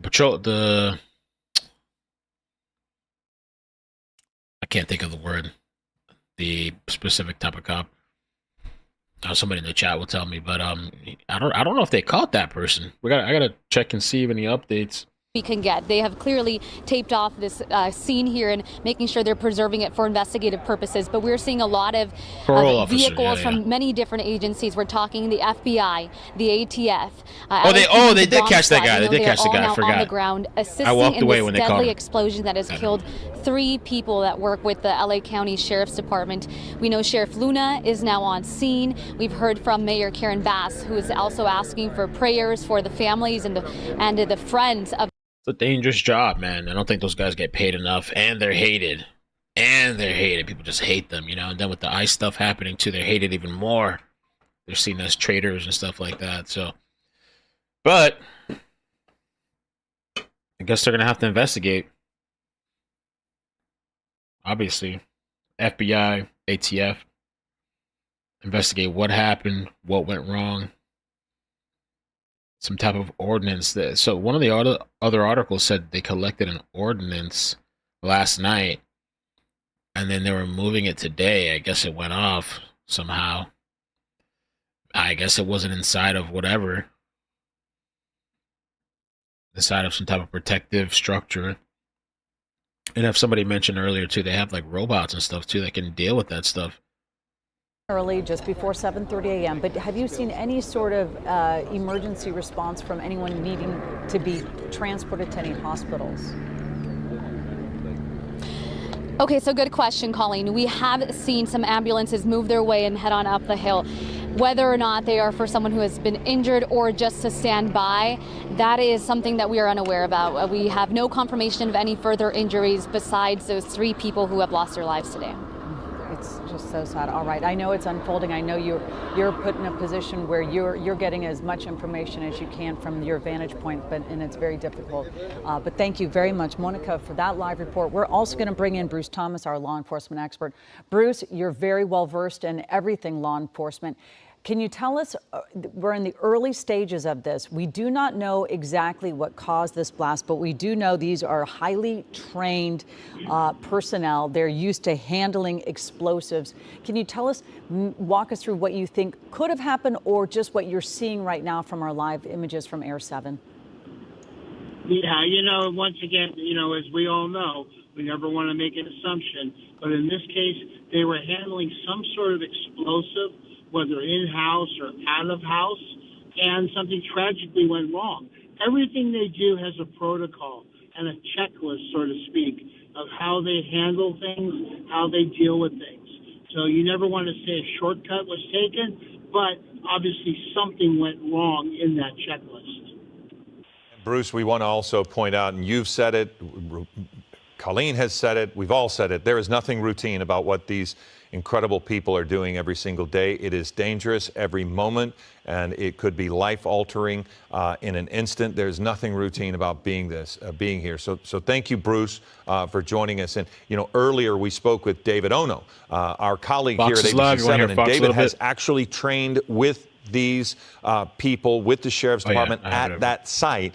And we talked with him earlier about what might have been going on during this time of day. And as you mentioned, Colleen, the incredible skill of the people involved.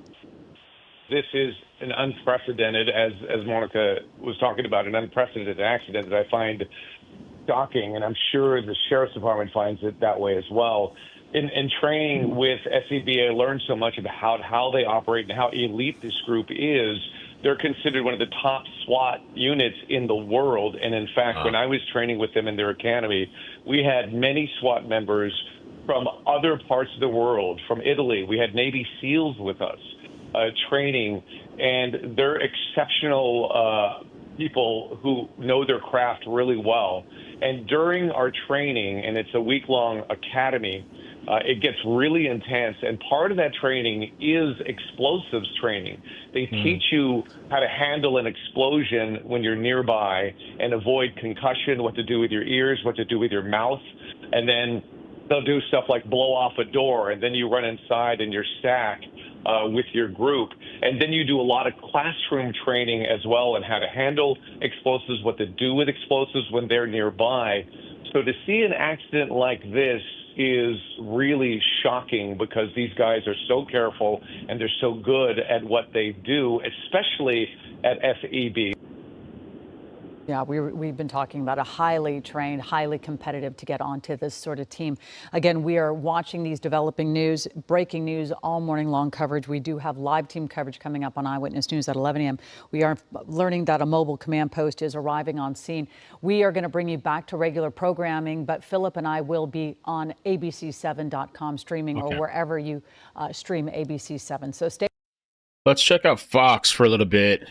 And I'm just kind of waiting to see about this press conference. I mean, one station said it's going to be in a minute now. I guess we'll wait and see. Used for training or something like that. So there's just a lot of different possibilities as to why there were 4 deputies there. I don't recall, and I have to tell you, I just don't know what the specific protocols are for the amount of explosives that they're moving. I think it really depends on the amount of explosives they're moving. If you're moving, a few flashbangs, you're not going to have, 4 deputies needed for that. But if you're moving a larger load of explosives, and it could be explosives that were tied to evidence, this could be part of a seizure. And that would make sense to me if it was part of a seizure, because a lot of times when you recover explosives from a crime scene or something, they're not necessarily in as good a shape as the stuff that you would normally use. They may be less stable. They may be old. There may be a lot of problems. So it could have been an evidence thing as well. Is there any scenario where they perhaps might not have known it was explosive or active? I would find that rather improbable, if not impossible. Okay. SCB, they know what they do, and the idea that there would be explosives in the vehicle or in or around the vehicle that they wouldn't know about seems unusual. Now, if, and this is really improbable, but, if this was something where they were, someone had secretly planted explosives, that would be a different situation. But I haven't heard anything even close to that. It sounds like they were just simply moving, explosive material, and it sounds like a tragic accident. I haven't heard anything. It sounds like they've pretty much ruled out anything nefarious with this. Right. I haven't heard anything like that. So that's all I can think is they were moving explosive material and something went horribly wrong. And by the way, things just sometimes go horribly wrong with explosive materials.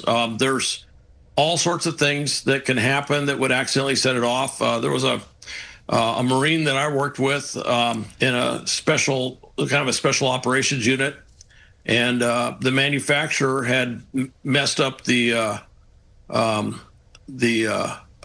had messed up some flashbangs. So instead of pulling the fuse and having a few seconds, it literally went off in his hand. Oh. And he almost lost his hand. And things like that can happen due to no fault of the tactical personnel involved.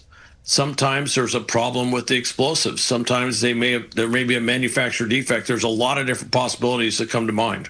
Yeah, that's actually a really important point that you make, because sometimes, no matter the level of training and the safety precautions that take place when dealing with things like an explosive, it is risky, it's unpredictable. There's no way to guarantee it's going to be safe. Well, you take a lot of precautions. Trust me, there are things you do. There are long lists of procedures, checklists, if you will, to make sure that you take everything into account, how you store it, how it's placed in the vehicle, everything around it. All of this is a checklist thing. And I'm sure that when they're investigating, they're going to find out. And it sometimes happens. Sometimes, inadvertently, they will forget to do something on the checklist.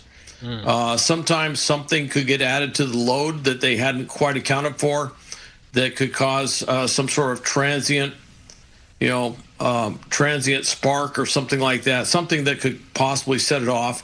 Again, I kind of wonder, though, if this was evidence of explosives, if this had been gathered from something, whatever it is. I don't know, could be fireworks or anything like that. They tend to be far less stable than the explosives that are used in training. And that's where I'm kind of wondering if maybe there was some sort of evidence of from perhaps something they recovered from a scene, a crime scene, or something where they recovered some other explosives like fireworks or something like that, and that would kind of go far to explain how something like this could occur. Talk about the unit itself, these bomb techs who work day in and day out with each other. We saw one lone bomb tech approaching the scene of detonation to investigate what exactly happened this morning. And it's so eerie to see. But at the same time, you're trusting each other with your life. And for these bomb techs to be working together and highly trained. Obviously, it's a close-knit community. You only wonder when that single bomb tech was approaching the scene after this terrible accident, what was going through his mind, because I'm sure they have all worked together, know each other. This is such a highly specialized unit. They do. Everybody up there knows each other, and of course, they're feeling the sense of loss. But the other side is that they are dedicated professionals, and they are their minds are steeled to do the mission, to basically do the task, do the mission, and move forward. That's just the way they are. That's the way they're mentally conditioned with that sort of really focused purpose to to make that happen. And so he's going up there, but I should mention, normally they would have deployed a bomb robot that would have surveilled the area. Right. And that robot would have actually taken a look around, and then he's probably going in just to make sure that there's nothing else there. That's the thing, is when these things explode, they don't necessarily, not all the explosives there will necessarily detonate all at once. It is not uncommon that you'll have an explosion, and then you'll go around and you'll find pieces of explosives all over the place. And so those have to be identified. They have to be secured. Have to make sure there's no threat from those. So that's part of what's going through his mind is, obviously surveilling the entire scene, but also looking for any, extraneous or transient explosives or explosive devices that may be in the area that haven't been dealt with yet. Sir, thank you so much. We really appreciate your time and your perspective and your insight in helping us understand what happened here. Hal Kemper, a national security expert, joining us this morning over Zoom. Now we are going to join LA County Supervisor Catherine Barger as well on the phone. Good morning to you. Tough to say good morning. It's a tough morning, that's for sure. I know you put out a statement, just really heartbroken this morning. I am heartbroken. I mean, this tragic explosion at the Biscailuz Training Center in East LA is just, when I got the notice, I couldn't believe it. And my deepest condolences are really with the families of the 3 deputies who lost their lives and with the entire department, because these 3 deputies were well known in not only the area as it relates to the bomb squad, but also on patrol. And many are devastated. I talked to a deputy today who was telling me what amazing, amazing individuals they are. Oh, do you have any other information, Supervisor, that can shed light on what exactly happened and why? We're just trying to piece this all together, obviously, as the department and the community grieves over this tragic accident. Yeah, I'm waiting for Sheriff Luna to confirm. You know, I know early on there was speculation that this may have been a terrorist, attack, but my understanding is it was a tragic accident. But I'm waiting for that confirmation. I want to thank our LA County Fire Department as well as the deputies and the federal partners, the FBI, that have actually secured the scene and provided immediate support at this location. And I think it's important to note that that there's going to be a full investigation done to find out what happened. And I think everyone wants answers, and I'm confident that Sheriff Luna will provide that at a press briefing, I hope, in the not-so-distant future. Yes, the LAFD confirming it is being investigated as a preliminary training accident. Just makes it all the more tragic because this academy, of course, it's a controlled setting. They're highly trained, and it's just obviously a tragedy that occurred. And before we let you go, if you can just speak to the fact that during times of tragedies like this, the importance of different departments and the community coming together to work not only to support one another, but to also help in this investigation. 100%. I mean, that's why I bring up the FBI, who will be working and coordinating the investigation, I'm sure. But it's important for everyone to recognize. I mean, this has been a tough couple of weeks for law enforcement, and this just reminds us that this job, these 3 individuals left to come to work, said goodbye to their family, thinking they were going to come home tonight. And my heart breaks not only, again, for the families, but also the entire LASD family, because this is just a reminder of the tough jobs that they have, but also how important it is for us to really support our first responders as it relates to the job they do each and every day to keep us safe. Supervisor Catherine Barger, thank you so much. We know how busy you are this morning for joining us over the phone. Appreciate it. Thank you. Oh, man. All right, as we continue to look at these aerial shots, let's go back up to Stu in Sky Fox with what we're seeing right now. Stu. What you're seeing right there is another one of the bomb squad techs out there with some of their specialized equipment. Clearly, they want to make sure that that area is completely safe before they do anything or make an approach. I did find something a little bit interesting that we can show you before we do a setup and talk about everything that we have been watching out here and give you a wide shot. You can see that broken window right there, and then you can also see what appears to be a backpack right there as well. Now, again, we are basically playing CSI from 5,500 feet above the area right now. And so we would venture to say, because no other windows are broken down there, that backpack or whatever that item is on the ground there in the center of the screen may have been some sort of projectile when that explosion happened. I got to be very careful right now because we have been looking at these locations a couple of times, and we know that those deputies are right there near that shot. So I'm going to kind of go wide here, and then we're going to give you a bigger, wider picture of exactly what's going on. Earlier on, you were asking questions about where this location is, how close it is to other, possibly the public. This is a wide shot. We are blessed to be over the TFR this morning, and that puts us at about 5,500 feet looking down at that area. I have the maps up so you can see the 710 and the 10 freeway, and all this area where the Biscailuz is basically in the center of is all going to be that county property out here. These are training centers. That's an old women's prison right there. This is a lot of executive buildings in this area as well. County fire trains here. And then, of course, they have a huge area for maintenance right in the back. All those vehicles that you're seeing right there, that's all LA County. Anything that's LA County that drives or floats or anything, they will fix it in that area. So where this actually happened is almost in the center of all of this. This is going to be the Biscailuz Training Center. This is what they were talking about. And I heard Mario talking to some of the people that may be nearby, and they said sometimes they can hear maybe shots being fired in the area. They have this is a training facility for law enforcement. They've got the shooting range right there, very close by. That's probably where they are hearing those shots being fired. And of course, they do the bomb squad training and the physical activity out here as well. Sad to say, this morning they're still putting together exactly what happened, but we're starting to get those pieces in here. And of course, we haven't had anything official, but it definitely sounds like there was some sort of activity by the bomb squad trucks with bomb squad techs, and they were moving some sort of evidence perhaps, or maybe some live ammunition. Whatever it was, tragedy struck this morning, and that whatever it was ignited, and it took the life of 3 deputies, sending another deputy to the hospital, unknown condition. That explosion, again, the questions were being asked, and it was legitimate questions.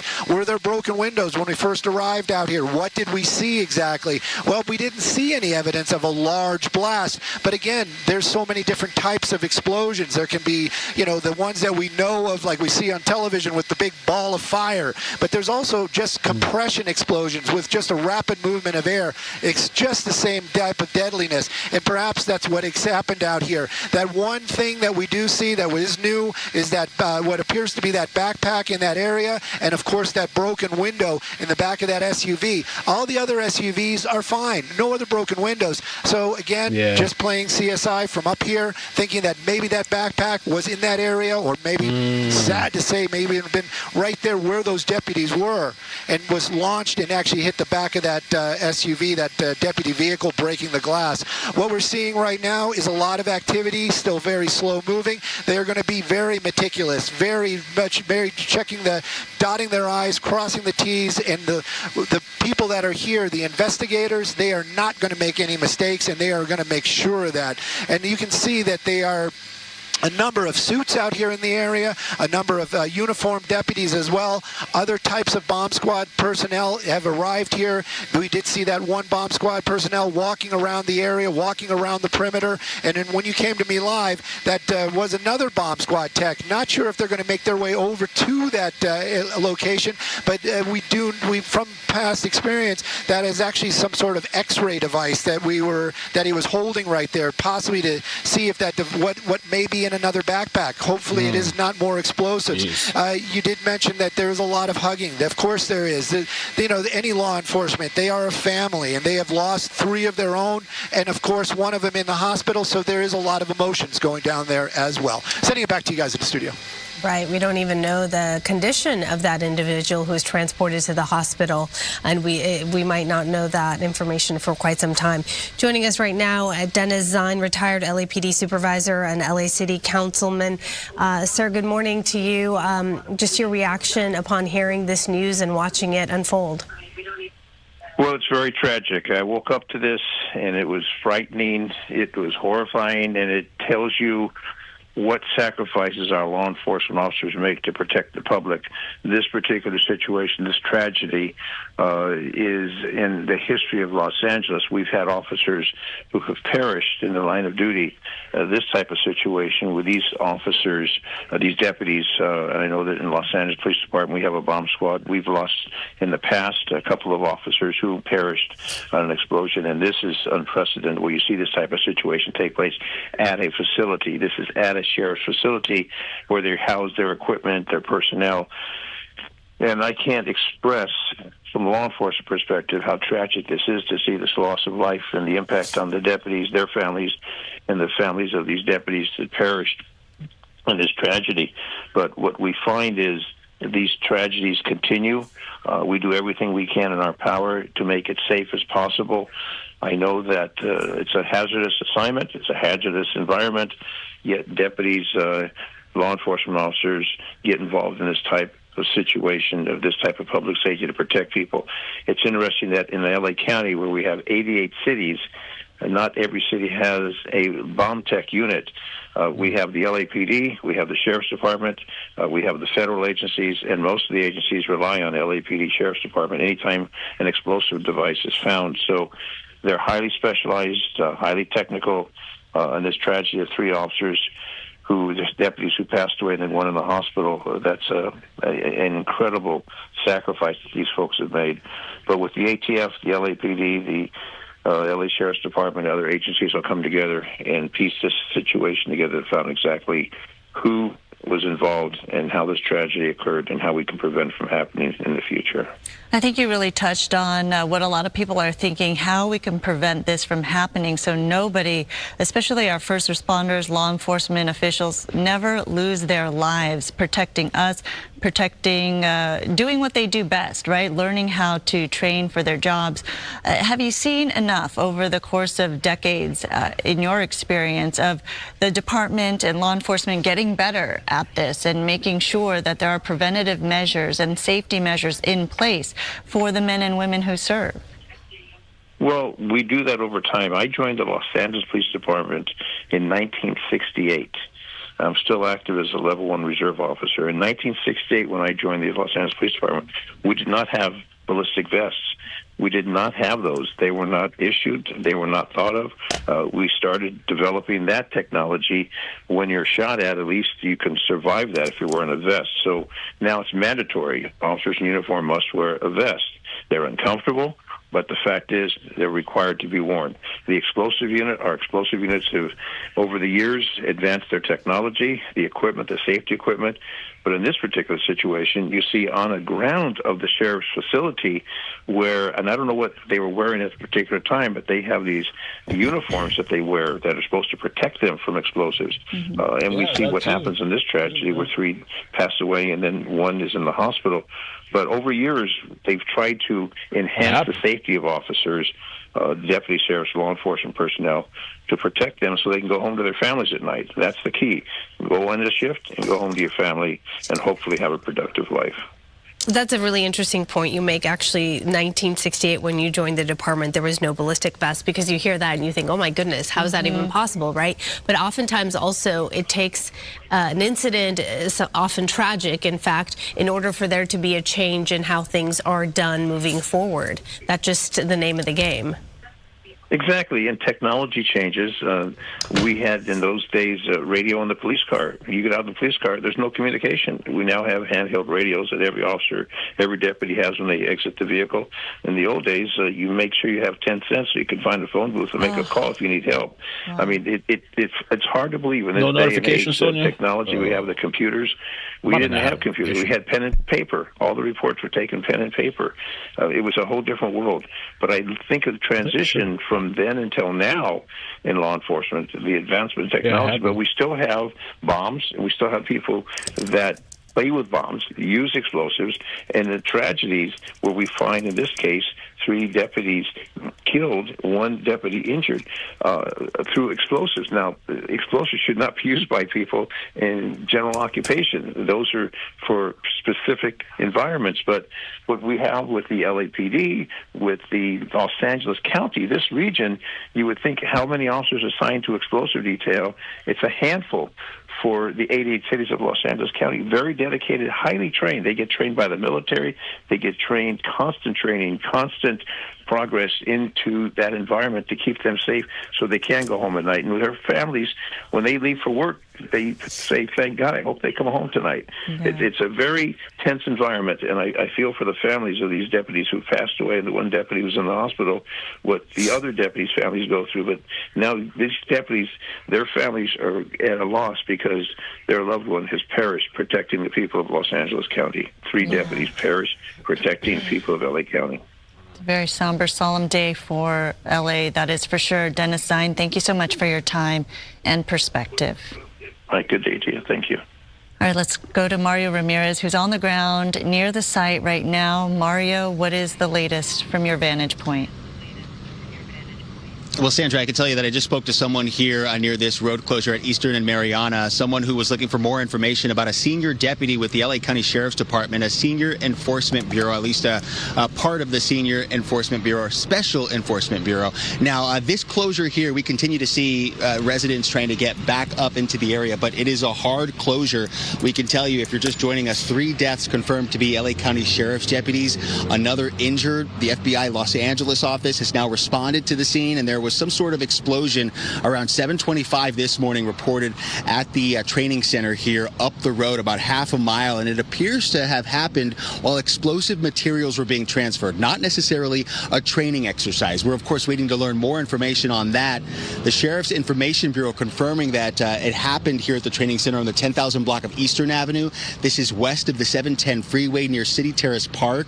We saw earlier a sheriff's SUV on the scene with blown out windows near where this all happened. The facility serving as a full-scale training center for the LA County Sheriff's Department, and the department, the largest in the country, has nearly 10,000 sworn deputies. It employs about 18,000 people, so we know there are going to be heavy hearts, and not only for the Sheriff's Department today, but for so many agencies, so many people working with law enforcement across the state here as we're learning more about this tragedy. So again, this is a hard closure. We know the area has not been evacuated where we are. There are multiple businesses. We've been talking to people who were here working inside of a metal sheet contractor and a plastic company here working inside as that explosion went off. They say they didn't hear the explosion. They didn't see any smoke, but they're familiar with that training academy, and they all came out here to watch emergency vehicles speed up the road and trying to learn more information about what happened here, but what appears to be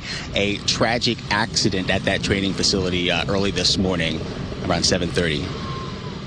Yeah, definitely impacting so many people in and around that area. Thank you so much for that, Mario. We're taking a look at Skyfox and the aerials right there as a lot of personnel have been coming out for this investigation in the aftermath of the tragic explosion that happened at 7:30 this morning on the training facility grounds right there of the Special Enforcement Bureau. The bomb unit in particular, deputies transporting hazardous, dangerous explosives on that site. Stu, we were earlier showing, Skyfox was showing us that individual who was with obviously the bomb unit, highly trained, carefully approaching the scene of the incident in tactical gear, whatever special vest or jacket that they wear for their own protection. And there was something that caught my eye next to the police vehicle that had the windshield blown up as a result of the explosion. You had mentioned, I believe, it was some kind of a bag. Is that right? I see it kind of in the middle there of the parking lot. What was that? That's not something that got left behind just now, right? That had been there. That's part of the evidence, perhaps? That is definitely part of the evidence, and the fact that it has not moved and nobody has actually even tried to move it indicates that it is something that is involved with the incident that took the life of those 3 deputies. And it is something, again, you have to remember, Skyfox, we are up at 5,500 feet above the emergency TFR that the Sheriff's Department put in place, maybe for safety, maybe for noise, but we are up very, very high. This is the end of the lens as it would be for Skyfox, and some people might say, well, it's kind of blurry. It is really truly the best we can do from our location, but it is definitely something that is involved in whatever happened that took the lives of those 3 deputies. That vehicle that you were talking about, the rear glass on that SUV blown out, the other SUVs in that area, all the other vehicles in that area, all the glass intact, no damage. So that, again, we are just playing CSI from up at 5,500 feet. I believe that is something that was launched from the original explosion that took the deputies' lives, probably hit the back of that SUV, taking out that rear window. For me personally, I was very kind of on edge about saying that the LAPD bomb squad was arriving here on scene, because with these vehicles, when we were here originally, right after 7:30, we saw these vehicles arriving here on scene. And again, I said LAPD LAPD just because of the vehicles, and we have seen them in the past. But, you know, there's no markings. We didn't have any real confirmation. Is this LAPD helping out the Sheriff's Department? What exactly is going on? Well, we got our own confirmation up here, because that vehicle, that black one that you see in the center, that is the command post from LAPD's bomb squad. And that is the location where we've been watching the bomb techs making their way, that guy with the big suit on, the bomb suit, making his way back and forth. Other bomb techs with some of their mysterious equipment, they've been making their way back and forth from that truck.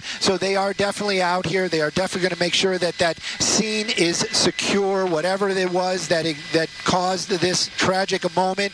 If there isn't anything else there isn't going to be another explosion. That's why they're here. That guy in the black down there, venture to say, just because we see so often, I'm just going by the uniform, even at this distance, the LAPD, they usually wear that all black, especially the bomb squad. Maybe it's a very dark blue, but it is a very dark uniform. The Sheriff's Department known more for their tans and their dark greens. So I would venture to say that that is a command post for the bomb squad, and they are down there making sure that everything is documented and making sure that everything is safe before they start allowing the detectives in there to start doing their investigation. And also, sad to say, the coroner down there to remove those deputies' bodies. All that still needs to be done. This area, like you said, completely locked down right now, and this is an area where there is a lot of executives, there's a lot of training, there was everything that is LA County basically happens at this location. Maybe not exactly in that building, but in this area down here, a lot of it is where this is happening. And to this morning, a lot of them are not allowed to come to work. A lot of them are told basically to go home. And it is also very tragic. Gina had mentioned that these deputies now, some within the department, the names are coming out. You know, they are liked, very well known. Also, they do patrol apparently still. And this is just, it's a family, and they did lose 3 members of their family today. So there's a lot of heartbreak going on down there as well. That green truck that we're showing you right there, that definitely going to be the Sheriff's Department. Like I said, they all like their colors. They've got the dark green, and that's definitely going to be a Sheriff's Department command post. Nobody's going to be moving very quickly down there. This scene is not going to change very much at all from what we're seeing right now. Very slow movement, very slow pieces, very methodical, and everything documented to make sure that everything is done by the book. Again, we just assume that this was a movement of known something or another. I heard both the FBI expert and Dennis Sine talking about, and gladly, happily, that there was nothing nefarious, or they don't believe this was nefarious, but still it was an accident that took lives, and they do not ever want to see anything like that happen again. So of course they're going to document, they're going to figure this out, and they're going to make sure that nothing like this happens again. There you go. That's the Los Angeles Department. That's going to be their bomb squad vehicle. That's their main truck. Do they have one? Do they have 5? I couldn't really tell you, but I know that that is one of the ones that they have, and it's a command post. Basically, that has the robot in it and all of the tech that they need to decipher when there is a call of a suspicious package or an explosive device. That's what they bring out there. So they have all their tools that they need with them. As far as the fire department goes, we've only seen 1 fire truck out here and 1 ambulance and a squad, and they've been here since the beginning. When we first arrived shortly after 7:30, these same vehicles were here, and they have not left. So they're going to be here to make sure that if something happens, they have first responders available immediately. And again, we were talking about the buildings and the executives, and basically this is management in this area. This is where SEB. All right. Well, I think I'm going to head out for now. I think that if I'm home, if they do a press conference later, I'll jump on if I'm home to do like an update. But a very tragic scene, crazy. Hopefully they figure out what happened and what went wrong. This just seems so like, how does this happen? These guys are experts at this. There was a temporary FAA has issued a TFR, temporary flight restriction around the LASD facility where the explosion occurred this morning. The facility covers a 2-mile radius and 5,000 feet. Thanks, Layla. Crazy. Well, yeah, you guys be safe, man. Thank you so much for stopping by. We'll see what happens later. Maybe I'll check in later, see if we do an update or something else. It's Felony Friday, but this was an accident, seems. So they're gonna have to investigate it. Be careful, I guess, too. You know, who knows what else is there.